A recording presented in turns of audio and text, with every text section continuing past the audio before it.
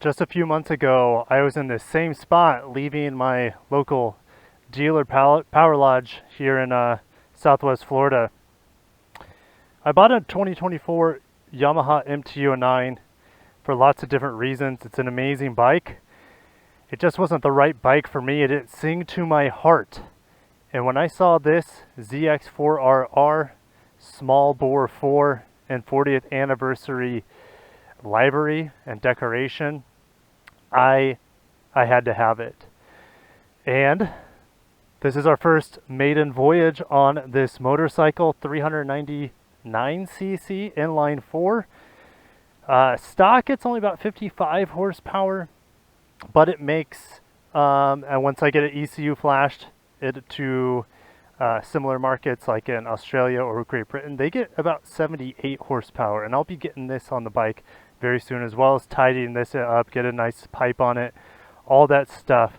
Love the green wheels, love the blue, the green, the white. The Kawasaki green looks so good on this motorcycle, so beautiful.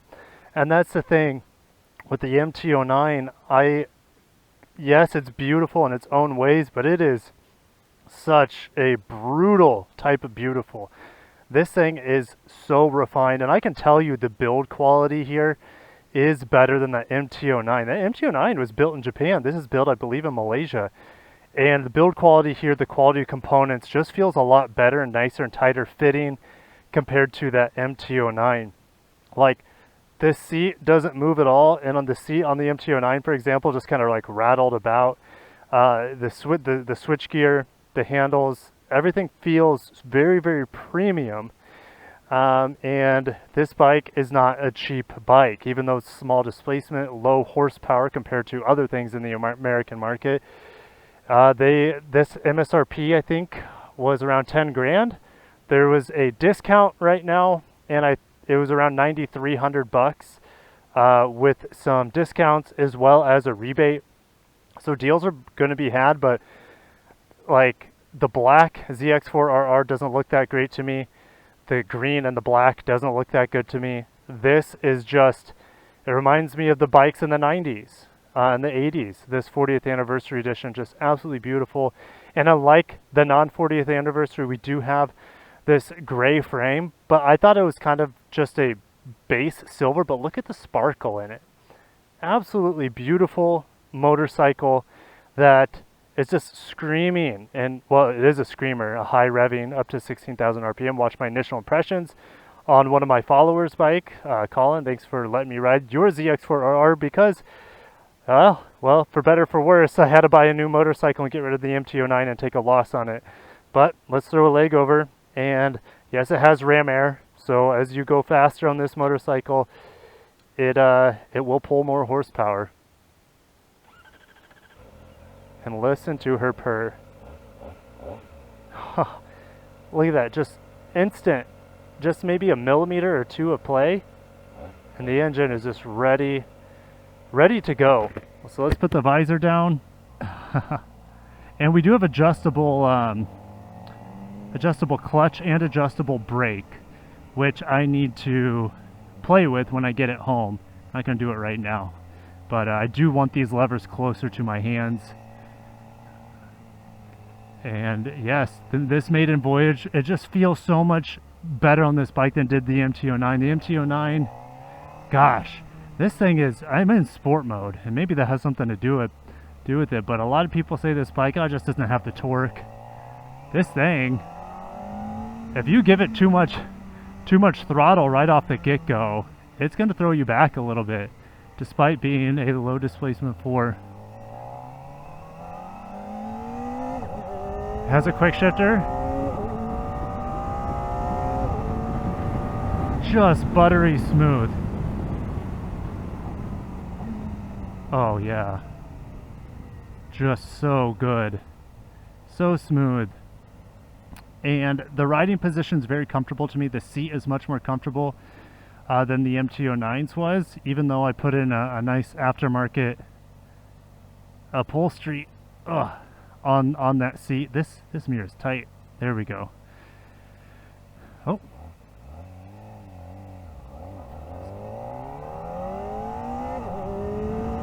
Wide open throttle. There we go. I could tell you guys all the different reasons I went with this motorcycle. It's not fast compared to the MT-09. It's actually quite slow, but it is neutered for our market. The top end has been taken off due to noise and emissions regulations in California. But I am going to flash this as soon as I can. There's a break-in period. I think Kawasaki says not to ride this bike past like 4,000 to 6,000 RPM until it's broken in. There's no way I'm going to be doing that. I'm going to be riding this not super hard, but pretty good through the RPMs for the first few hundred miles. The suspension only has a preload adjustment, but like going 73 here, here's the thing. The MT-09 is way faster than this. But since this has fairings on it, I didn't even realize I was going 70. This motorcycle is so smooth, it's more aerodynamic, and I just feel more comfortable on it, leaning forward just a little bit. The MT-09 sitting very upright, and the seat was just uncomfortable. You'd have to get a brand new seat to enjoy it.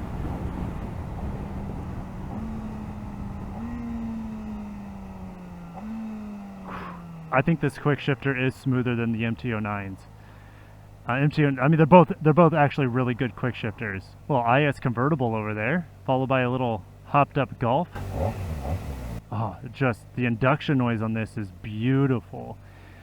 Yeah, I couldn't get on board with the sound of the triple. Different things sing for other people, and the triple, as much as I modified that bike to make it sound better, it just didn't. The sound didn't do it for me. And I'll go into all the reasons why I bought this bike at another time, but I'm just trying to enjoy this bike, getting familiar with it. This is my first date with the ZX-4RR, and I'm enjoying it so far. And this is a bike I plan to own for a very, very, very long time. Wait, I saw a purple Lamborghini earlier. I wonder if that's the same one. This one looks like a Spider. I don't know how that Lexus is sitting there with the top down. It is, well, I haven't thumbed through the information here, but it is probably 90 minimum. On the tarmac, it's much more than that. Oh gosh, manual shifts are so buttery smooth. Unbelievable. The MT-09, if you try to do anything with that clutch, even just starting off, it's never as smooth as I wanted it to be. This bike immediately it only has 5 miles, well, I got it at 2 miles or so. It's immediately butter smooth. Downshifts, oh gosh, so good. Just so good. And again, this is an effect I wasn't expecting, is that this bike, although nowhere as close to as fast or as quick as the MT-09, once you're up to speed, it feels like you're going slower than the MT. Let's say I'm going 80 on the MT-09 and 80 here. This bike doesn't feel like it's going 80 compared to the MT-09 because I'm getting pushed around and assaulted by the wind. I'm not even a tuck, and like the comfort here compared to the MT-09 against the wind is just night and day. It's going to be hard for me to go back to a naked bike, I think, ever. And you know the perfect amount of bikes that you own is the more the better, right? But reality sets in, and we can't own everything. There's a Purisangre up there at the Ferrari dealership. You can't own every single type of bike, or maybe you can. Most people can't though. And so I wanted a bike that was just going to make me happy all the time. And this ZX-4RR is going to be making me happy all the time, even when it's just sitting in my garage. Now, the brakes are smooth. I wish they had a little bit more bite to them. It's just the MT-09's brake brakes are just a lot sharper initial bite. I do prefer that. That's fine, neutral. I do prefer that on the MT-09. Just look at this tank. The Showa big, I think they're the big piston forks. The seat is just so comfortable. When I sit back on the MT-09 at a stoplight, my ass is punished. Here it is just super comfortable. So we have a couple different, let's see here, odometer. Okay, that's over there on the right. Miles per gallon. We got range, total time, battery, miles per gallon. So I don't think I have an external temperature gauge here, which it doesn't matter here in Florida. It's hot as all the time. I do like seeing range and miles per gallon, but just so smooth. Even shifting to smooth manually, oh my gosh, everything is just so butter here. And you know, when I was researching the MT-09, a lot of people say, you know, they prefer the Z900 because the Z900, although it doesn't have as much equipment as the MT-09, doesn't have the quick shifter, doesn't have all like the IMU and all the, you know, the backslip regulator and all that fancy stuff, or cruise control. People still pick the Z900. I'm like, why? I mean, I think looks department, they're about the same. So I'm like, why would you pick the Z900? The MT-09 has more. Well, if the triple doesn't speak to you and a quad or inline 4 does, like the Z900, then you're going to get that bike. And if the Z900 is as buttery smooth in operation and just is refined as this ZX-4RR, then I totally get it. I would probably enjoy a Z900 more over the MT-09, but there's no way of me knowing unless I drove both of them or rode both of them, and I never rode the ZX-9. So if I started with the Z900 instead of the MT-09, I probably would have stuck with that bike. A lot of the same things on this bike make me happy now. This bike just looks so much better than the ZX. Sorry, I keep calling it ZX-9. The Z900. This thing looks incredible. Just there's nothing there on the twist. But once I get a pipe on it, it won't matter. I don't care if I'm going that fast because this thing is going to sound like it's straight from the gods of Mount Fuji. I know it's not built in Japan, but it's engineered and designed in Japan, tuned in Japan, and it is just, I feel so comfortable on this bike. And I'm just gonna ride this bike for a while today. I got other things to do, but I'm just enjoying this ride.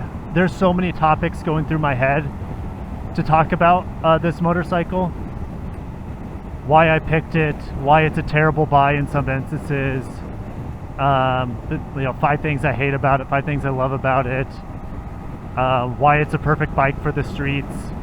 I can think of a gajillion different topics about this bike, and I'm just so excited to bring that to you. So if you guys want to see more Pocket Rocket ZX-4RR coverage, small bore 4 coverage, make sure you're subscribed.